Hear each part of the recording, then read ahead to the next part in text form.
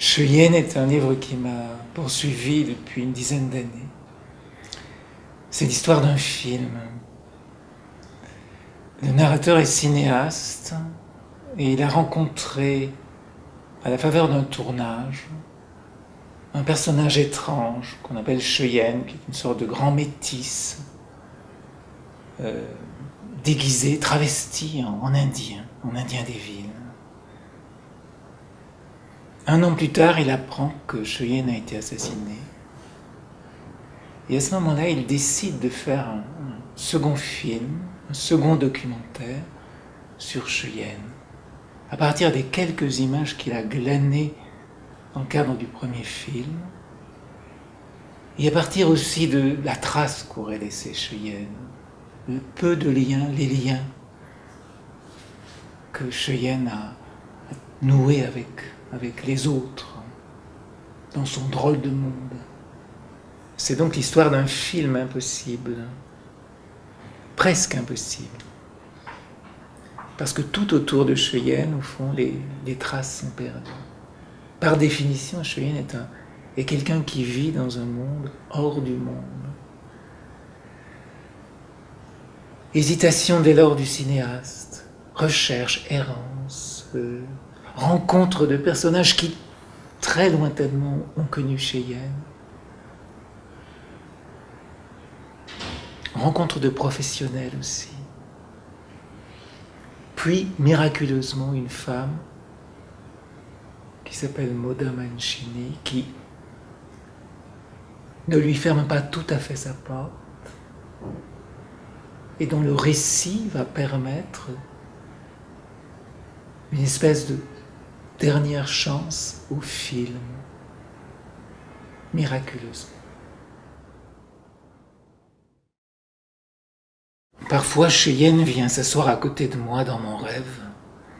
Nous sommes tous les deux assis sur un banc, adossés à un mur, et nous regardons les arbres du parc où nous nous trouvons. Au début, je ne vois rien. Tout est recouvert de blanc, comme si un ouragan, une tempête de poussière blanche s'était abattue sur la ville, dont les édifices se redessinent lentement à mesure que s'atténue la sensation d'éblouissement. Je ne me tourne pas vers Cheyenne, mais je sens qu'il est là, à côté de moi. Il pourrait être mon frère, mon ami de toujours, mon compagnon tranquille.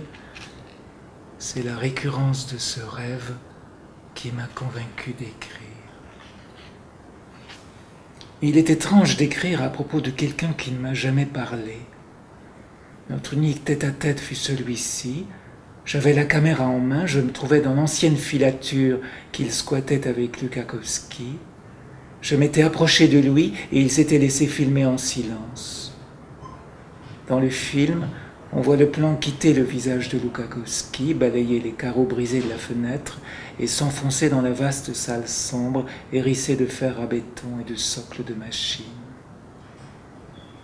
Là, on distingue d'abord une forme humaine très floue, puis lentement, à la faveur du mouvement de la caméra et tandis que le projecteur déplace les ombres des piliers métalliques, la silhouette de Cheyenne, bras ballants, yeux éblouis par la lumière mais ne se détournant pas, faisant front à l'objectif, comme s'il lui fallait coûte que coûte s'offrir à ma caméra, faire don ou sacrifice de son image. Cette image, je la porte en moi désormais.